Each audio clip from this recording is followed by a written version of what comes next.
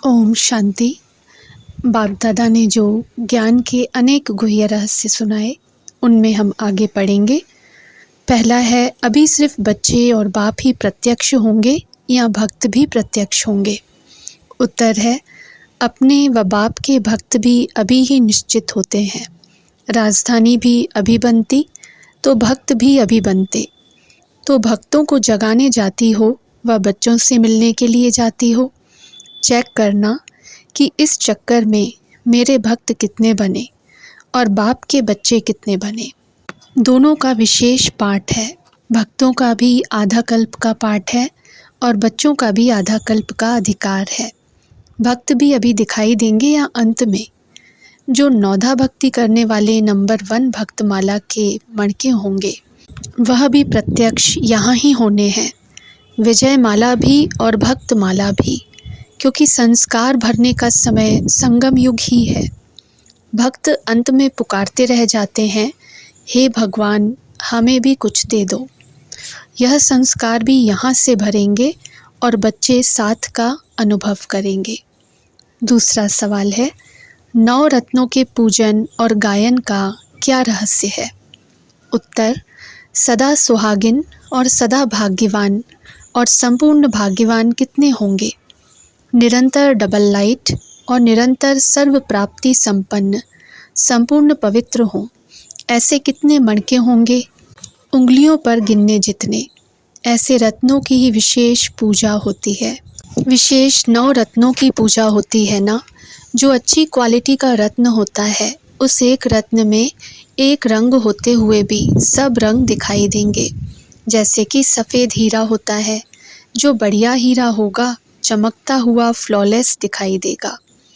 ध्यान से देखेंगे तो सफ़ेद होते हुए भी उसमें सब रंग दिखाई देंगे। इसका कारण क्या है? सर्व शक्तियों के संपन्न की निशानी यह है। सर्व शक्तियाँ भिन्न भिन्न रंग के रूप में दिखाई देती हैं। वह साइंस का हिसाब, और यहाँ है साइलेंस द्वारा सर्व प्राप्तियाँ। जैसे वर्षा के बाद इंद्रधनुष दिखाई देता है, तो उसमें भी सब रंग दिखाई देते हैं। यह भी ज्ञान वर्षा के बाद वर्षा के फल स्वरूप सर्व प्राप्ति स्वरूप। तो ऐसा श्रेष्ठ हीरा व रत्न सर्व प्राप्ति स्वरूप होने के कारण जो शक्ति पाने चाहे, वह उस रत्न द्वारा प्राप्त कर सकते हैं। तो ऐसे रत्न कितने होंगे? 9 रत्नों का पूजन निर्विघ्न होने के लिए विशेष होता है। कोई के ऊपर विशेष विघ्न आता है तो 9 रत्नों का पूजन करते हैं, तो इतने निर्विघ्न बने हैं। हर रत्न संपन्न होता है, लेकिन फिर भी हर रत्न की मुख्य विशेषता अपनी होती है। इसलिए 9 रत्नों की इकट्ठी पूजा भी होती है और अलग अलग भी। विशेष कोई विघ्न अर्थ कोई रत्न गाया हुआ होता है। मानो धन की समस्या व विघ्न है, तो धन की प्राप्ति के लिए व अप्राप्ति का विघ्न मिटाने के लिए विशेष रत्न भी होता है। बीमारी में ज़्यादा मार्क ली होंगी तो उसका यादगार फिर अब तक भी अपने हाथ में रिंग बनाकर पहनते हैं या गले में लॉकेट बनाकर डालते हैं। तो यह सब हिसाब वर्तमान समय की प्राप्ति के हैं। तो ऐसे कितने होंगे? गिनती करने में आते हैं।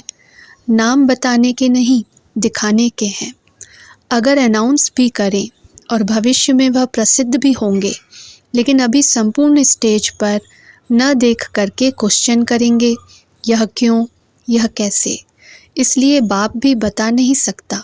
दिखा सकते हैं, यह इस गिनती में है, यह हो सकता है। बताने की बात नहीं है।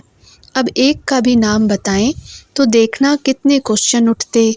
इसमें क्या है, हमारे में क्या नहीं है, इसमें तो यह है। कई क्वेश्चन में समय व्यर्थ गंवाए, यह भी बाप नहीं चाहते। बाकी कल्प कल्प के प्रसिद्ध हुए रत्न कल्प पहले मुआफिक प्रसिद्ध ज़रूर होंगे। आजकल नाम नहीं, काम चाहते हैं। अभी तो हर एक के अंदर यह लक्ष्य है कि मैं ही अपने को क्यों नहीं इतना आगे बढ़ाकर योग्य बनाऊं। तीसरा सवाल है, बाप पब्लिक में भी पर्सनल मुलाकात करते हैं, कैसे? उत्तर है, इस बार ड्रामा अनुसार पुरानों से मिलने का पाठ न चाहते भी हो गया है। मुहूर्त ही महारथियों से हुआ और जो महारथी बाप और बाप के गुह्य इशारों को जान सकते हैं, वह और सुनते हुए भी नहीं जान सकते। चाहे कितनी भी पब्लिक हो, लेकिन बाप पब्लिक में भी पर्सनल मुलाकात भी करते हैं, लेकिन गुह्यता के रहस्य को समझ नहीं सकेंगे। जैसे वर्षा एक ही समय चारों तरफ पड़ती है, लेकिन अगर धरती योग्य है तो वह वर्षा पड़ने से मालामाल हो जाती है। अगर धरनी ही योग्य नहीं तो वर्षा पड़ते हुए भी मालामाल नहीं होंगे। चौथा सवाल है, बड़े बच्चे भाई के ही समान होते हैं, क्यों? उत्तर है, महारथियों को बाप सदैव आदि से लेकर किस नज़र से देखते? बच्चे नहीं, लेकिन भाई भाई हैं। बड़े बच्चे भाई के ही समान हैं। जैसे बाप दाता है, वैसे महारथियों को भी बाप दाता की नज़र से देखते हैं। न लेने वाले, लेकिन बाप समान देने वाले हैं। जैसे बाप भाग्य विधाता हैं, तो महारथियों को भी कौन सी कंपनी अच्छी लगती है? वैसे भी अगर कंपेनियनशिप में एक लंबा एक छोटा हो तो क्या होगा? कार्टून लगेगा ना। तो स्थिति में भी अगर कंपेनियन समान नहीं होते, अर्थात मास्टर सर्वशक्तिवान नहीं बनते, साथी सर्वशक्तिवान और वह कमज़ोर, तो यह भी एक कार्टून हो गया ना। लंबे और छोटे की जोड़ी हो गई ना। वैसे लौकिक दुनिया में भी अगर साथी दोनों समान नहीं होते, चाहे शरीर के हिसाब से, चाहे नॉलेज के हिसाब से, चाहे लक्षण के हिसाब से व मर्यादाओं के हिसाब से, तो कभी भी साथी उनको साथ नहीं रखेंगे, किनारे रख देंगे, दुनिया के आगे उसको नहीं लाएंगे। तो बाप भी सदा साथी किसको बनाएंगे? जो समान होंगे। दुनिया के आगे सैंपल किसको रखेंगे? कार्टून को। तो महारथी अर्थात समान साथी, ऐसे साथियों को ही हर कार्य में बाप साथ रखते व और ही आगे रखते हैं। अगर कंपेनियन की लाइन लगाकर बाप देखे तो क्या दिखाई देता होगा? कैसी सीन लगती होगी? लेकिन फिर भी बाप सागर होने के कारण जैसे भी हैं समा लेते। सागर में तो सब समा जाते हैं ना, लेकिन नंबरवार तो कहेंगे ना।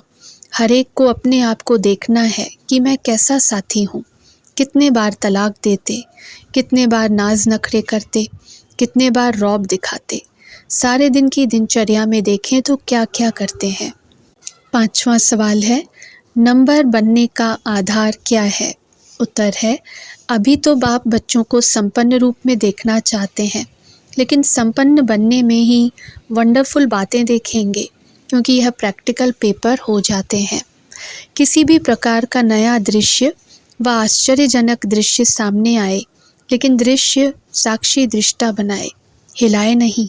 कोई भी ऐसा दृश्य जब सामने आता है तो पहले साक्षी दृष्टा की स्थिति की सीट पर बैठ देखने व निर्णय करने से बहुत मज़ा आएगा, भय नहीं आएगा। अब हुआ ही पड़ा है तो घबराना व भयभीत होना हो ही नहीं सकता। जैसे कि अनेक बार देखी हुई सीन फिर से देख रहे हैं। इस कारण क्या हुआ, क्यों हुआ, ऐसा भी होता है। ये तो नई बातें हैं, यह संकल्प व बोल नहीं होगा। और ही राजयुक्त योग युक्त हो, लाइट हाउस हो, वायुमंडल को डबल लाइट बनाएंगे, घबराने वाला नहीं। ऐसे अनुभव होता है ना, इसको कहा जाता है पहाड़ समान पेपर, राई के समान अनुभव हो। कमज़ोर को पहाड़ लगेगा और मास्टर सर्वशक्तिवान को राई अनुभव होगा। इसी पर ही नंबर बनते हैं। प्रैक्टिकल पेपर पास करने के ही नंबर बनते हैं। सदैव पेपर पर नंबर मिलते हैं। पढ़ाई तो चलती रहती है, लेकिन नंबर पेपर के आधार पर होते हैं। अगर पेपर नहीं तो नंबर भी नहीं। इसलिए श्रेष्ठ पुरुषार्थी पेपर को खेल समझते हैं। खेल में कब घबराया नहीं जाता है। खेल तो मनोरंजन होता है, तो मनोरंजन में घबराया नहीं जाता है। दिन प्रतिदिन बहुत कुछ आगे बढ़ने और बढ़ाने के दृश्य देखेंगे। छोटी सी गलती मुश्किल बना देती है। वह कौन सी गलती? मैं कैसे करूं? मैं कर नहीं सकती, मैं चल नहीं सकती। किसने कहा कि आप चलो? बाप ने तो कहा नहीं कि अपने आप चलो। साथी का साथ पकड़कर चलो। साथ छोड़ अपने ऊपर क्यों बोझ उठाकर चलते जो कहना पड़े मैं नहीं चल सकती, मैं नहीं कर सकती। गलती अपनी और फिर उल्हाने देंगे बाप को। उंगली खुद छोड़ते, बोझ खुद उठाते, फिर कहते बोझ उठाया नहीं जाता। किसने कहा कि तुम उठाओ? आदत है ना बोझ उठाने की। जिसकी आदत होती है बोझ उठाने की, उसको बैठने का सहज काम करने को कहो तो कर नहीं सकेगा। तो यह भी पिछली आदत के वश हो जाते हैं। यह भी नहीं कह सकते मेरे पिछले संस्कार हैं। पिछले संस्कार हैं अर्थात मर्जीवा नहीं बने हैं। जब मर्जीवा बन गए तो नया जन्म, नए संस्कार होने चाहिए। पिछले संस्कार पिछले जन्म के हैं, इस जन्म के नहीं। वह कुल ही दूसरा, यह कुल ही दूसरा। जब कुल बदलता है तो उसी कुल की मर्यादा को पालन करना है। जैसे लौकिक रीति में भी अगर कन्या का कुल शादी के बाद बदल जाता है तो उसी कुल की मर्यादा प्रमाण अपने को चलाना होता है। यहाँ भी कुल बदल गया ना, तो यह सोचकर भी कमज़ोर न होना कि पिछली आदत है ना, इसलिए यह तो होगा ही। लेकिन अब के कुल की मर्यादा क्या है, उस मर्यादा के प्रमाण यह है ही नहीं। अच्छा, ओम शांति।